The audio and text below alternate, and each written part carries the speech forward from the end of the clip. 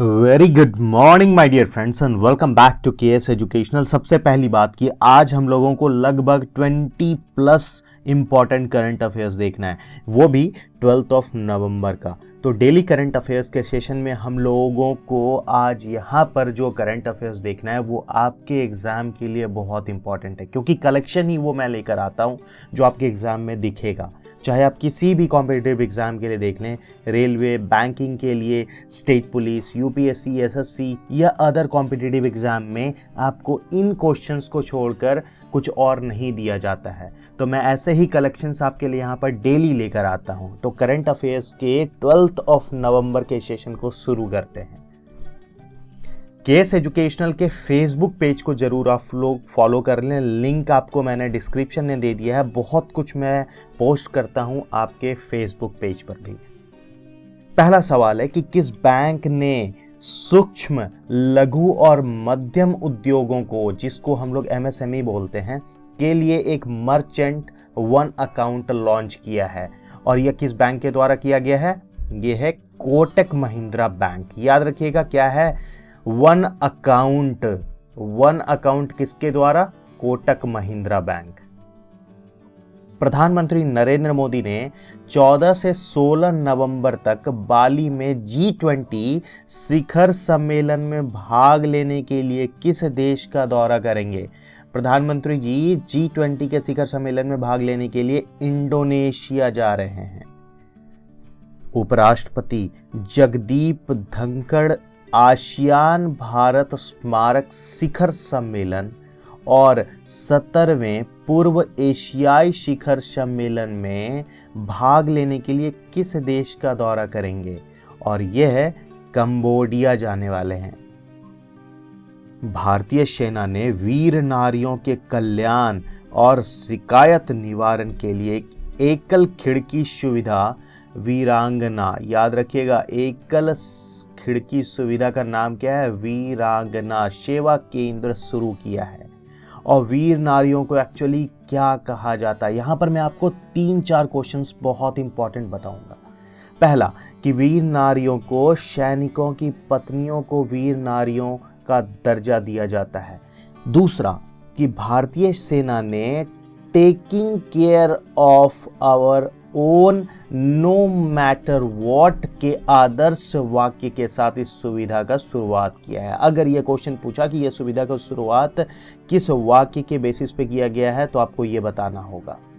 यह सुविधा Indian army veterans portal पर भी उपलब्ध रहेगा। कहां पर और उपलब्ध रहेगा? इंडियन आर्मी वेटरन्स पोर्टल पर भी उपलब्ध रहेगा। यहीं पर यह क्वेश्चन खत्म नहीं होता। अब देखिए दूसरा, भारतीय सेना ने कहां वीर नारियों के लिए एक एकल सुविधा के रूप में वीरांगना सेवा केंद्र शुरू किया है, और यह कहां पर हुआ? ये नई दिल्ली में शुरुआत किया गया इसका।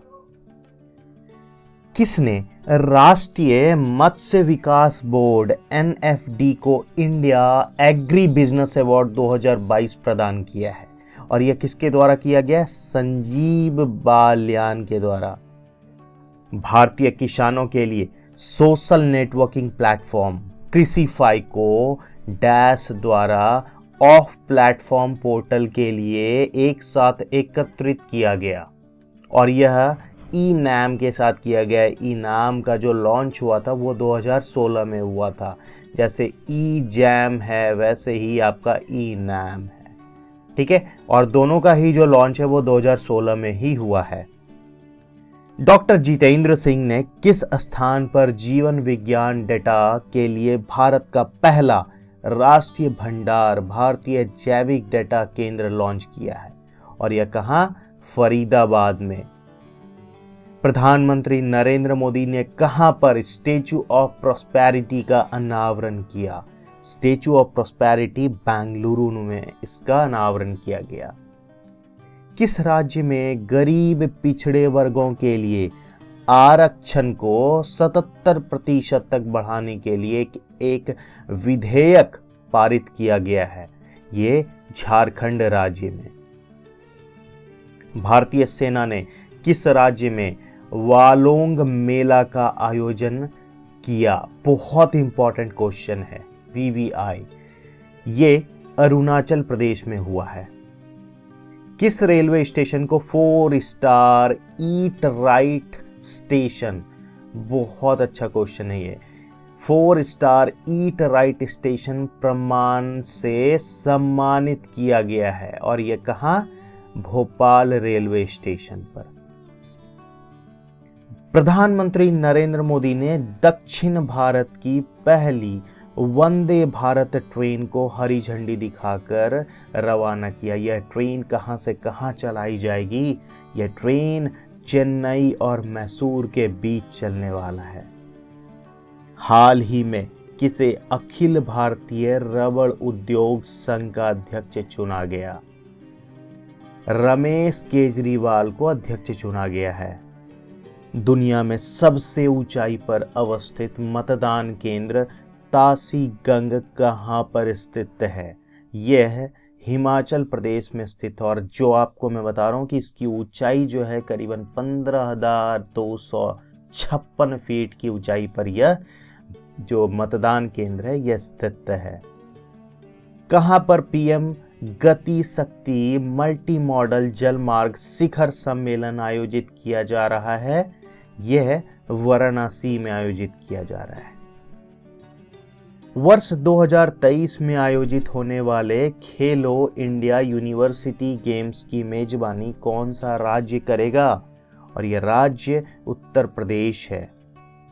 हाल ही में बिम्स्टेक की दूसरी कृषि मंत्री स्तरीय बैठक की मेजबानी किस देश ने की है? और यह देश भारत है। बिम्स्टेक का अगर मुख्यालय पूछा जाए, हेडक्वार्टर पूछा जाए, तो आपको बताना है ढाका है। ESIC मातृत्व लाभ के लिए ऑनलाइन पोर्टल को किसके द्वारा लॉन्च किया गया? यह लॉन्च भूपेंद्र यादव के द्वारा किया गया है। इंडिया एग्री बिजनेस अवार्ड 2022 को किसके द्वारा प्रदान किया गया?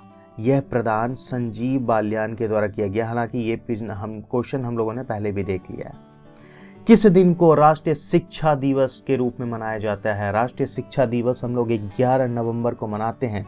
स्वतंत्रता के बाद भारत के पहले शिक्षा मंत्री मौलाना अब्दुल कलाम आजाद की जयंती को चिन्हित करने के लिए 11 नवंबर को हम लोग राष्ट्रीय शिक्षा दिवस मनाते हैं।